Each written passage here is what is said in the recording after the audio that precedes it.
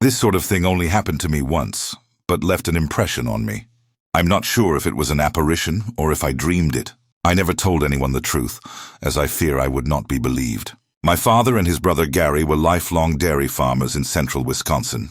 We lived close by, and labor was traded during harvests. As I got older, he would send me saying, "You have to go and help at Gary's today." I grew up and took over the farm, and cousin Mike took over for his father Gary. Gary died about 15 years ago. Mike sold the dairy herd and found other employment. I rent his land. My father passed away in 2013. In 2014, I sold the dairy herd. It was an October night in Wisconsin. My cousin Mike started a fire in the wood-fired furnace in the basement and went to bed. His sister had just gotten out of a bad relationship and was living there too. She arrived home from her job at about midnight, added some wood to the furnace, and went to bed too.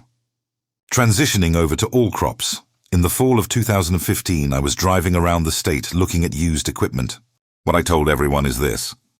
Passing through the nearest large town, about 25 miles away, I decided to stop and get a meal. Seeing a movie playing that I wanted to see, I stopped in to see it. Then stopped at a local bar and had a few soft drinks before returning home. Passing by his place on the way home at 3 a.m., I saw flames coming from out of the chimney and smoke coming from the outside basement door. I dialed 911 and ran in yelling for them to get up.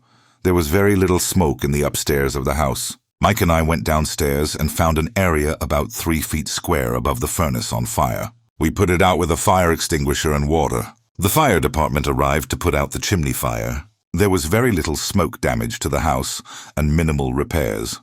But a few more minuets, and the fire would have burned up into the kitchen. The truth is, I got home about 10:30 p.m. and went to bed, sometime a little before 3 a.m.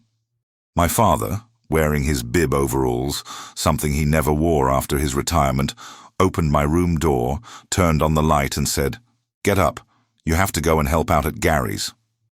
I remember saying, "In the morning."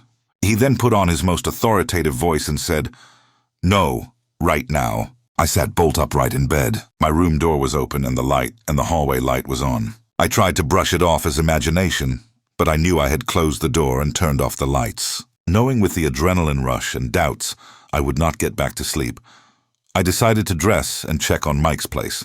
That's when I saw the fire and smoke. Like I said, I never told anyone the truth as I fear no one would have believed me.